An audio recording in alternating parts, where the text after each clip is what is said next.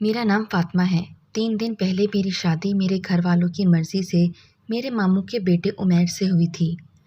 آج میری شادی کو تیسرا دن تھا۔ میں اٹھی تو اٹھ کر اپنے، عمیر اور میری ساس کے لیے ناشتہ بنایا۔ صبح میں جیسے ہی ناشتے سے فارغ ہوئی میرا موبائل فون بجنے لگا۔ میں نے دیکھا تو امی کا نمبر تھا۔ میں نے ہاتھ دھو کر فون اٹینڈ کرتے ہوئے امی کو سلام کیا۔ میرے سلام کے جواب کے بعد ہم نے ایک دوسرے کا حال چال پوچھا اور پھر انہوں نے کہا میں ان کی طرف آ جاؤں، کچھ ضروری کام ہے۔ میں نے پوچھا کیا کام ہے تو انہوں نے کہا کہ وہ مجھے فون پر نہیں بتا سکتی، آمنے سامنے بیٹھ کر بات ہوگی۔ میں نے آنے کے لیے حامی بھر کر فون رکھا اور سوچنے لگی کہ آخر کون سا ضروری کام پڑ گیا امی کو جو وہ فون پر بھی نہیں بتا پائیں۔ خیر، میں نے عمیر کو بتایا کہ مجھے امی کے گھر جانا ہے، چھوڑ دیجیے گا، میں تیار ہونے جا رہی ہوں۔ برتن سمیٹ کے میں نے اپنی ساس کو بھی اپنے میکے جانے کی اطلاع دی اور اپنے کمرے میں تیار ہونے چلی گئی۔ میں تیار ہو گئی تھی، عمیر مجھے امی کے گھر چھوڑ کر باہر سے ہی واپس چلے گئے تھے۔ انہیں کچھ کام تھا۔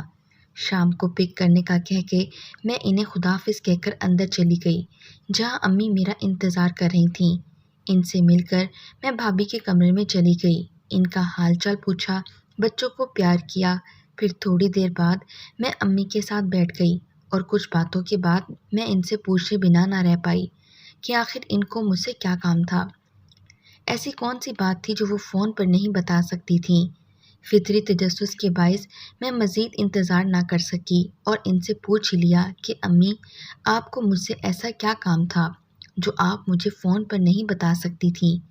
امی نے مجھے بتایا کہ وہ مجھے فون پر نہیں بتا سکتی تھی، بات ہی کچھ ایسی تھی اور ایسی باتیں مل کر ہی کی جاتی ہیں، اور کہا کہ میں دراصل تمہیں ایک پیر صاحب کی درگاہ پر لے جانا چاہ رہی تھی۔ درگاہ پہ؟ میں حیران ہوئی، لیکن کیوں؟ میں نے حیران ہو کر ان سے سوال کیا۔ بیا درگاہ میں بہت پہنچے ہوئے پیر صاحب ہیں جن کے پاس سب اولاد نرینہ کے لیے جاتے ہیں۔ میں تھوڑا شرما کر بولی، کیا امی، ابھی سے آپ ان چکروں میں پڑ گئی ہیں؟ ابھی میری شادی کو دن ہی کتنے ہوئے ہیں؟ ارے یہی دن ہوتے ہیں بیک دعا تویز وغیرہ کے لیے۔ لیکن امی، میں ان چیزوں کو نہیں مانتی، میرا مطلب یہ پیری مریدی سب۔ میری بات پوری ہونے سے پہلے ہی امی نے مجھے ڈانٹ کر چپ کروا دیا، یہ کہہ کر کے کہ ایسا نہیں کہتے، بری بات ہوتی ہے۔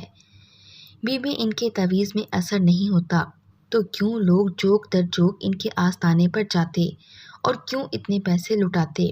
تم کیا سمجھتی ہو یہ سب لوگ پاگل ہیں جو وہاں جاتے ہیں؟ میں ان کی یہ بات سن کر خاموش ہو گئی تھی۔ پھر وہ مجھے سمجھاتے ہوئے پیار سے بولیں کہ دیکھو بیٹی، میں یہ سب تمہارے بھلے کے لیے ہی تو کر رہی ہوں تاکہ کل کو تمہیں کوئی پریشانی نہ اٹھانی پڑے۔ پھر کہنے لگی کہ عورت کے لیے اس کا پہلا بچہ بہت اہمیت رکھتا ہے اور پہلا بیٹا ہو تو عورت کے قدم اس کے گھر میں مضبوطی سے جم جاتے ہیں، اس کے سسرال والے اس کی قدر کرتے ہیں اور شوہر پر بھی رو پڑتا ہے۔ باتیں سننے کو نہیں ملتی، تانے نہیں ملتے، عورت کی حیثیت مستحکم ہو جاتی ہے اپنے گھر میں۔ پھر بعد میں چاہے بیٹیاں بھی پیدا ہوں تو کوئی بات نہیں، کیونکہ بیٹا ہونے کی وجہ سے وہ گھر میں اپنا مقام حاصل کر چکی ہوتی ہے۔ لیکن امی، اولاد دینا نہ دینا اور بیٹا یا بیٹی ہونا، یہ تو سب اللہ تعالیٰ کے ہاتھ میں ہے نا۔ بیٹی میں مانتی ہوں سب اللہ تعالیٰ کے ہاتھ میں ہیں، مگر یہ بھی تو اللہ تعالیٰ کے ہی ولی اور بزرگ ہیں، ان کا وسیلہ چلتا ہے اللہ تعالیٰ کی بارگاہ میں۔ ان کی اتنی دلیلیں سن کر میں ان کے ساتھ درگاہ پر جانے کے لیے رضامند ہو گئی۔ مجھے ان کے ساتھ جانا ہی پڑا، آخر وہ میرے بھلے کے لیے ہی کہہ رہی تھیں، اس لیے نہ چاہتے ہوئے بھی مجھے ان کے ساتھ جانا پڑا۔ تو آج میری شادی کے تیسرے ہی دن میری ماں مجھے ایک پیر کے پاس لے گئیں، پیر صاحب جس کا نام علی دین تھا۔ ان کے درگاہ جاتے ہی ہمیں 1 گھنٹہ لگ گیا۔ امی کے گھر سے کافی دور ایک غیر آباد علاقے میں یہ درگاہ بنا ہوا تھا۔ ہم دونوں ماں بیٹی رکشے سے اتریں۔ درگاہ کے باہر چھوٹی چھوٹی دکانیں بنی ہوئی تھیں جہاں مزاروں پر چڑھانے والی چادریں، منت کے کڑے دستیاب تھے۔ ایک دکان پر گل فروشی ہو رہی تھی اور ایک دکان پر کچھ کھانے پینے کی چیزیں دستیاب تھیں۔ امی ایک دکان پر رکیں، انہوں نے وہاں سے مزار پر چڑھانے کے لیے ایک سبز چادر خریدی اور ایک پھول فروش سے گلاب کی پتیاں خریدیں۔ اس کے بعد ہم دونوں آگے بڑھنے لگیں اور چلتے چلتے درگاہ میں داخل ہو گئیں۔ درگاہ بہت بڑا تھا، جہاں ہر طرف پیر صاحب کے عقیدت مندوں کا تانا بانا بنا ہوا تھا۔ مرد، عورتیں، بچے اور کچھ پیر صاحب کے مجاور جن کے سر پر رنگ برنگی ٹوپیاں تھیں، ان کے بال کندھوں سے نیچے بڑھے ہوئے تھے۔ سبز چولے کے اوپر طرح طرح کی مالیں پہنی ہوئی تھیں اور ایک طرف نیاز کی دیگیں بٹ رہی تھیں، جہاں نیاز لینے کے لیے ایک بڑی لائن لگی ہوئی تھی۔ دوسری طرف کچھ ملنگ دھمال ڈال رہے تھے۔ رش بہت تھا، اکثریت خواتین کی تھی۔ کچھ خواتین میری طرح بیٹے کی خواہش لے کر پیر صاحب کی خدمت میں حاضر ہوئی تھیں، تو کچھ اپنی مراد پوری ہونے پر پیر صاحب کے لیے نذرانے لائی تھیں۔ وہ بہت سارا سامان لائی تھیں نذرانے کی صورت میں، آٹا، چینی، گھی، مٹھائی اور بکرے بھی۔ اور یہ عورتیں نذرانوں کے ساتھ اپنا نوزائیدہ بیٹا بھی لائی تھیں، جو ان کے مطابق پیر صاحب کے دیے ہوئے تعویذ سے ہوا تھا۔ شاید درگاہ کا آنگن وسیع ترین تھا۔ خواتین مختلف حصوں میں ٹولیوں کی صورت میں بیٹھی ہوئی تھیں۔ وہاں درگاہ کی پچھلی طرف ایک مہمان خانہ بنا ہوا تھا، جہاں دور دراز سے آنے والے عقیدت مندوں کے ٹہلنے کا انتظام تھا۔ وہاں ایک گھنا درخت بھی تھا، جو کہ بہت قدیم معلوم ہوتا تھا۔ اس درخت میں منت کے دھاگے باندھے جا رہے تھے۔ وہ عمر رسیدہ درخت منت کے دھاگوں سے بھرا ہوا تھا۔ پاس ہی ایک بوڑھی عورت نیچے بیٹھی ہوئی تھی، جس کے پاس رنگ برنگے دھاگوں کا ایک تھیلا بھرا ہوا تھا، اور خواتین اس بوڑھی عورت سے دھاگا خرید کر منت کے لیے درخت پر باندھ رہی تھیں۔ امی نے بھی اس بوڑھی عورت سے ایک دھاگا خریدا اور مجھے دیا کہ جاؤ اس دھاگے کو درخت پر باندھ کر آؤ۔ میں نے ان کے کہنے پر عمل کرتے ہوئے ان سے وہ دھاگا لیا اور جا کر اس درخت پر باندھ دیا۔ درخت کے نیچے ایک مزار بنا ہوا تھا، جس پر چادریں چڑھائی جا رہی تھیں، اور پاس کچھ مرد اور عورتیں سپارہ پڑھتے ہوئے بھی نظر آ رہی تھیں۔ امی نے بھی سبز چادر اس مزار پر چڑھائی اور دعا مانگی۔ وہاں آ کر مجھے اندازہ ہوا کہ یہاں مختلف نوعیت کے لوگ منت مانگنے آتے ہیں۔ کسی کو دفتری عہدوں اور ترقی کی چاہ ہوتی ہے، تو کسی کو اچھی تنخواہ والی نوکری کی تلاش، کوئی کاروبار میں دن دگنی رات چگنی ترقی کا خواہش مند ہے، تو کوئی بیٹے کی پیدائش کا خواہش، کسی کو بیٹیوں کے لیے اچھے رشتوں کی دعا کرنا ہوتی ہے، تو کوئی مالی حالات کو درست کرانے کا آرزو مند ہوتا ہے، کسی کو ازدواجی تعلقات میں خرابی کا غم ہے، تو کوئی شوہر کو اپنا بنانے پر غم خوار، تو کوئی ساس اور بہو کے جھگڑوں سے بیزار۔ نوجوان کو محبوب قدموں میں چاہیے، تو درجنوں افراد کو بیماریوں سے نجات۔ ان خواہشات کی کوئی انتہا نہیں۔ یہاں سب اپنی اپنی منتیں ماننے کے لیے آئے تھے، اور منت پوری ہونے پر یہ وعدہ کر کے جاتے ہیں کہ اس کی منت پوری ہوئی تو وہ مزار پر 9 جمعراتوں تک دیے جلائیں گے۔ تو کوئی مزار کی جالیوں پر دھاگے باندھتا ہے، کوئی دیگ چڑھاتا ہے، تو کوئی درجنوں بھوکھوں کو کھانا کھلاتا ہے، کوئی ہزاروں روپے مزاروں پر چندہ دیتا ہے، تو کوئی ننگے پاؤں مزارات کا رخ کرتا ہے۔ عورتیں سونا چاندی تک چڑھاتی ہیں۔ مزار پر چادریں چڑھانا، گل پاشی کرنا، مزار کو غسل کرانا، درگاہ میں پانی پینے کے انتظامات، بجلی کی فراہمی کے انتظامات، چراغ جلانے کے لیے تیل کی ترسیل وغیرہ وغیرہ ہزاروں طریقے ہیں جو لوگ منت پوری ہونے پر اپناتے ہیں۔ درگاہ کا عجیب پر اسرار سا ماحول تھا۔ میں کافی ڈری ہوئی تھی، کیونکہ اس سے پہلے میں کسی درگاہ پر نہیں گئی تھی، اور نہ ہی کسی مزار پر۔ میں اور امی پیر صاحب کے حجرے کے باہر بیٹھی خواتین کے ساتھ بیٹھ گئیں، جہاں خواتین ایک دوسرے کے ساتھ باتیں کر رہی تھیں۔ جن باتوں میں پیر صاحب کا ہی ذکر تھا، ان کی باتوں سے اندازہ ہوا کہ پیر صاحب واقعی بہت پہنچے ہوئے ہیں۔ میں ادھر ادھر کا جائزہ لیے اپنی باری کا انتظار کر رہی تھی۔ بالآخر ہماری باری آ ہی گئی۔ ہم پیر صاحب کے حجرے کے اندر داخل ہوئے، جہاں اگربتی کی بو پھیلی ہوئی تھی۔ کچھ خواتین نیچے بیٹھے پیر صاحب سے اپنے مسائل بیان کر رہی تھیں۔ پیر صاحب کوئی 55 یا 60 سال کے لگ رہے تھے۔ پیر صاحب علی دین، جو سفید لباس میں ملبوس ہوئی ٹوپی پہنے ایک کاغذ پر آیات تحریر کر رہے تھے۔ کچھ دیر بعد انہوں نے وہ کاغذ پانی کے گلاس میں ڈبو کر اپنے سامنے بیٹھی بیوی کی نافرمانی سے تنگ آئے بجلی کا کام کرنے والے ایک شخص کو پینے کے لیے دے دیا۔ ان صاحب نے اس یقین کے ساتھ وہ پانی پی لیا کہ 10 منٹ کے بعد ان کا کام ہونا شروع ہو جائے گا۔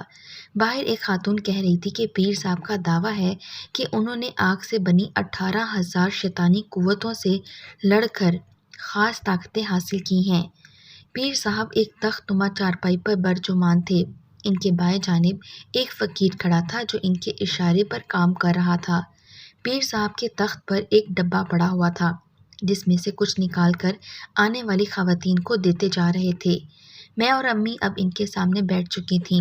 پیر صاحب مجھ سے آنے کا مقصد پوچھنے لگے تو امی نے ان کو بتایا کہ حال ہی میں میری بیٹی کی شادی ہوئی ہے اور اس سے پہلے کہ میری بیٹی کی گود بھرے اسے آپ کے پاس لائی ہوں تاکہ اس کے ہاں پہلی اولاد بیٹا ہی ہو، اور یہ کہ وہ ان کی بڑی شہرت سن کر آئی ہیں کہ ان کی تعویذ اور دعا کی برکت سے بیٹے ہی ہوتے ہیں۔ یہ سن کر پیر صاحب نے اپنی آنکھیں بند کر لیں اور منہ ہی منہ میں کچھ پڑھنے لگے اور کچھ دیر بعد فقیر کی طرف ہاتھ سے اشارہ کیا۔ فقیر نے ایک پوٹلی ان کے سامنے لا کر رکھ دی۔ پیر صاحب نے وہ پوٹلی کھولی اور اس کے اندر ہاتھ ڈال کر کچھ نکالا اور اس پر پھونک مار کر مجھے کالے رنگ کا ایک سکہ دیا اور کہا کہ رات کو سوتے وقت اسے پانی میں ڈال دینا اور صبح یاد سے نکال کر پانی پی لینا، اور یہ عمل تب تک کرتی رہنا جب تک تم امید سے نہیں ہو جاتی۔ میں نے جو سکہ تمہیں دیا ہے اس کی برکت اور میری کرامت سے تمہارے جڑواں بیٹے ہوں گے۔ یہ سن کر امی بہت خوش ہوئیں اور بولیں کہ ویسا ہی کریں گے جیسا آپ نے فرمایا، اور نذرانے کے پیسے ان کے تخت پر رکھ کر نہایت عقیدت سے پچھلے قدموں سے چلتی ہوئی مجھے لے کر پیر صاحب کے حجرے سے باہر نکل آئیں اور جاتے وقت منت کا ایک دھاگا درگاہ کی جالیوں پر باندھا اور ہم باہر نکل آئے۔ تھوڑی دور پیدل چلنے کے بعد رکشہ مل گیا، اس میں بیٹھ کر ہم واپس امی کے گھر آ گئے۔ درگاہ سے آتے آتے بہت دیر ہو گئی تھی۔ کھانا کھا کے میں واپسی کا سوچ رہی تھی، امی نے مجھے پھر سے یاد دلایا کہ پیر صاحب کی باتوں پر عمل کرنا ہے۔ شام ہونے والی تھی۔ آج کا سارا دن تقریباً پیر صاحب کی درگاہ میں ہی گزر گیا۔ میں نے عمیر کو میسج کر دیا کہ مجھے لینے آ جائیں۔ کچھ دیر میں وہ آ گئے اور میں ان کے ساتھ گھر آ گئی۔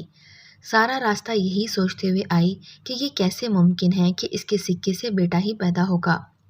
خیر مجھے وہی کرنا تھا جو پیر صاحب نے کہا، کیونکہ امی نے بہت تاکید کی تھی کہ آج ہی سے میں اس پر عمل کرنا شروع کر دوں۔ جیسے ہی رات ہوئی سب کاموں سے فارغ ہو کر میں نے اپنا پرس کھولا اور اس میں سے پیر صاحب کا دیا ہوا سکہ نکالا اور کافی دیر تک اس سکے کو الٹ پلٹ کر دیکھتی رہی اور سوچتی رہی کہ آخر اس سکے میں ایسی کون سی بات ہے کہ کوئی کرشمہ ہوگا، لیکن میری سمجھ میں کچھ نہیں آیا۔ میں نے اس سکے کو پانی کی گلاس میں ڈال دیا اور گلاس میں پانی بھر کر ڈھانپ کر اپنے بیڈ کے سائڈ ٹیبل کے اوپر رکھ دیا اور سو گئی۔ صبح اٹھ کر میں نے منہ دھو کر سب سے پہلے وہ پانی پی لیا اور رات کو پھر سے اس سکے کو گلاس میں ڈال کر پانی بھر کر رکھ دیا۔ دن گزرتے جا رہے تھے اور پیر صاحب کے دیے ہوئے سکے والا پانی پینا میرے روز کا معمول بن چکا تھا۔ یوں ہی دن گزرتے جا رہے تھے کہ میری نند جس کی شادی بھی میرے ساتھ ہی ہوئی تھی 2 دن پہلے اپنے میکے میں رہنے کے لیے آئی ہوئی تھی۔ اس کا نام سائرہ تھا۔ عمیر اور سائرہ 2 ہی بہن بھائی تھے۔ سائرہ کی شادی اس کے تایا کے گھر ہوئی تھی، یعنی میرے بڑے ماموں کے بیٹے سے۔ سائرہ روایتی نندوں جیسی نہیں تھی اور نہ ہی ممانی جان روایتی ساس ثابت ہوئی تھیں۔ عمیر بھی بہت اچھے تھے مگر لاڈلے ہونے کی وجہ سے غصے کے تھوڑے تیز تھے۔ کبھی کبھی میں بہت گھبرا جاتی تھی انہیں غصے کی حالت میں دیکھ کر، مگر مجھے رفتہ رفتہ عادت ہو گئی تھی۔ لیکن یہ بات تو سچ تھی کہ لاڈلے اور غصیلے بیٹے ہونے کی وجہ سے عمیر دل کے بہت اچھے تھے اور میرا بہت خیال رکھتے تھے۔ ایک رات وہ سکے والا پانی میں نے بھر کر رکھا تو میری نند سائرہ میرے کمرے میں آ گئی۔ میں نے اس سے کہا تھا کہ عمیر کی آج نائٹ ڈیوٹی ہے تو وہ آج میرے کمرے میں سو جائے، مجھے ڈر لگتا ہے اکیلے میں، اور ہم دیر تک باتیں بھی کریں گے۔ پھر رات دیر تک ہم دونوں باتیں کرتی رہیں۔ کب آنکھ لگی کچھ پتہ ہی نہیں چلا۔ صبح غلطی سے وہ پانی میری نند نے پی لیا۔ جیسے ہی صبح ہوئی میرے پیروں تلے سے زمین نکل گئی، کیونکہ میری نند تو میرے اٹھنے سے پہلے وہ پانی ہی پی چکی تھی اور گلاس میں پانی نہیں تھا، صرف سکہ ہی پڑا تھا۔ میں گھبرا گئی اور سوچنے لگی اب اس سے پوچھوں تو کیسے پوچھوں۔ میں نے اس سے پوچھا کہ اس نے میرا پانی کیسے پی لیا تو وہ بیچاری پریشان ہو کر بولی، کیا ہوا بھابھی، مجھے تو بہت پیاس لگی تھی اور باہر پینے کا پانی ختم ہو چکا تھا تو میں آپ کے کمرے میں آ گئی تو دیکھا کہ گلاس پانی سے بھرا ہوا تھا تو میں نے پانی پی لیا اور اس کے اندر ایک سکہ بھی تھا۔ وہ کیوں تھا؟ میں گھبرا کے بولی وہ سکہ میرے ہاتھ سے پانی میں گر گیا ہوگا۔ तुम परेशान ना हो। तुम्हें प्यास लगी? अच्छा किया तुमने जो वो पानी पी लिया। मैं अभी पानी वाले को कहकर पानी मंगवाती हूँ। अच्छा हुआ कि मेरी नंद ने इस सिक्के से मुतालिक ज़्यादा सवाल जवाब नहीं किए और चली गई। मैंने सुख का सांस लिया। मैं बहुत दिन से एक बात सोच रही थी कि मुझे उमैर से नहीं छुपाना चाहिए था कि मैं किसी पीर के आस्ताने पर गई थी। अब बताना चाह रही थी तो इनकी नाराज़गी से भी डर लग रहा था, लेकिन मेरा ज़मीर मुझे बहुत मुलामत कर रहा था। मैं बहुत साफ दिल की थी, इसलिए ज़्यादा देर तक ये बात छुपा नहीं सकती थी। लिहाजा एक दिन मैंने हिम्मत की और इन्हें सब बता दिया। ये सुनकर वो कुछ खफा खफा से बोले, तुम्हें मैं ऐसा लगता हूँ कि बेटी होने पर तुम्हें ताने दूंगा या फिर घर से निकाल दूंगा। इनको नाराज़ देखकर मेरे हाथ कांपने लगे और कहा कि नहीं, मैं हरगिज़ आपको ऐसा नहीं समझती। बस अम्मी के इसरार पर चली गई थी। वो ज़रा पुराने ख्यालात की है ना, इसलिए। ये सुनकर वो बोले कि मुझे बेटा या बेटी से फ़र्क नहीं पड़ेगा। मैं मानता हूँ कि बेटे से मर्द की नस्ल चलती है, मगर ऐसी जगहों पर औरतों का जाना मुनासिब नहीं। इनका मूड ठीक देखकर मेरे दिल का बोझ हल्का हो गया। 2 माह तक मैं ये अमल करती रही। 2 माह के बाद मुझे पता चला मैं उम्मीद से हूँ और मेरी नंद भी उम्मीद से है। ये खबर सुनकर मैं मुतमईन हो गई और सिक्के को अलमारी में छुपा कर रख दिया, क्योंकि अब इस सिक्के की ज़रूरत नहीं रही थी। सिक्का उस वक्त तक के लिए था जब तक कोई खुशखबरी नहीं मिल जाती। मेरी तबीयत बहुत ख़राब रहने लगी थी और कमज़ोरी अलग। कुछ अच्छा नहीं लग रहा था। मेरी अम्मी मुझे डॉक्टर के पास ले गई थीं। डॉक्टर ने दवाइयाँ दी, अच्छी ग़िज़ा खाने को कहा और अपना ख्याल रखने को कहा। 2 दिन अम्मी के पास रहकर मैं वापस अपने घर आ गई थी। यहाँ भी कोई तकलीफ़ नहीं थी। मेरी सास मेरा बहुत ख्याल रखती थी। घर में ज़्यादा अफराद भी नहीं थे और घर के कामों के लिए मासी भी रखी हुई थी। दिन गुजरने के साथ साथ मेरी तबीयत में भी बेहतरी आती गई। मैं सोचती रहती थी, क्या वाकई पीर साहब के सिक्के में असर था और क्या सच में मेरे जुड़वां बेटे होंगे। और कुछ माह गुजरने के बाद ये बात भी सच साबित हो गई थी। जब मैंने अल्ट्रासाउंड करवाया तो पता चला कि मेरे जुड़वां बेटे हैं। सब घर वाले ये खबर सुनकर बहुत खुश हुए और बच्चों के इस्तकबाल की तैयारी करने लगे। मैंने भी नन्हे मेहमानों के लिए शॉपिंग शुरू कर दी थी। अम्मी ने मुझे कह दिया था कि बच्चे जब 1.25 महीने के होंगे तो हम फिर से पीर साहब की दरगाह जाएंगे, क्योंकि हमारी मन्नत इनकी वजह से पूरी हुई है। पीर साहब के लिए नजराने और तहाइफ भी लेकर जाएंगे और बच्चों को भी दरगाह लेकर जाएंगे। मेरी ज़िंदगी के दिन करीब आते जा रहे थे। मेरा 9वां महीना शुरू हुआ तो अम्मी मुझे अपने घर ले गईं, क्योंकि रिवाज के मुताबिक पहला बच्चा मैके में पैदा होता था। लिहाजा अम्मी भी मुझे ले गईं और फिर कुछ दिन बाद वो दिन भी आ गया जब मैं माँ बनी। मेरे जुड़वां बेटे हुए थे। पीर साहब की पेशेन गोई सच साबित हुई थी, पर मैं हैरान भी थी और खुश भी, और ये भी सोचती कि आखिर इस सिक्के में क्या था जिसको पानी में भिगोकर पीने से बेटे पैदा होते हैं। मेरे जुड़वां बेटों की पैदाइश पर ससुराल वाले बहुत खुश थे और उन्होंने पूरे अस्पताल में मिठाई बांटी। मैं घर आ गई थी। अस्पताल से 1 हफ्ता अम्मी के घर रहकर फिर अपने घर आ गई। मेरी नंद भी अपने मैके आई हुई थी। इसकी डिलीवरी में अभी कुछ दिन थे। एक दिन मैंने इससे पूछा कि क्या इसने अल्ट्रासाउंड करवाया, तो वो बोली कि नहीं। मैंने इसे कहा कि मुझे यकीन है कि तुम्हारा बेटा ही होगा। ये सुनकर वो बहुत खुश हुई और आमीन कहा। लिहाजा जब आज सुबह मैं उठी तो देखा कि मेरी नंद की तबीयत बहुत ख़राब है और मेरी सास इसे अस्पताल ले जाने की तैयारी कर रही थी। मैंने भी इनकी मदद की। ज़रूरत की चीज़ें वगैरह इसके बैग में रखीं और वो लोग अस्पताल के लिए रवाना हो गए। मैं दुआ करने लगी कि सब खैरियत से हो। 2 घंटे बाद उमैर की कॉल आ गई, जिसे सुनकर मेरा सर चकराने लगा कि ये कैसे हो गया। उमैर ने बताया मेरी नंद को बेटी हुई है, जबकि इसने पीर साहब के दिए हुए सिक्के वाला पानी भी पिया था। अगर इस सिक्के में करामत थी तो जुड़वां बेटे ना सही एक बेटा ही होता।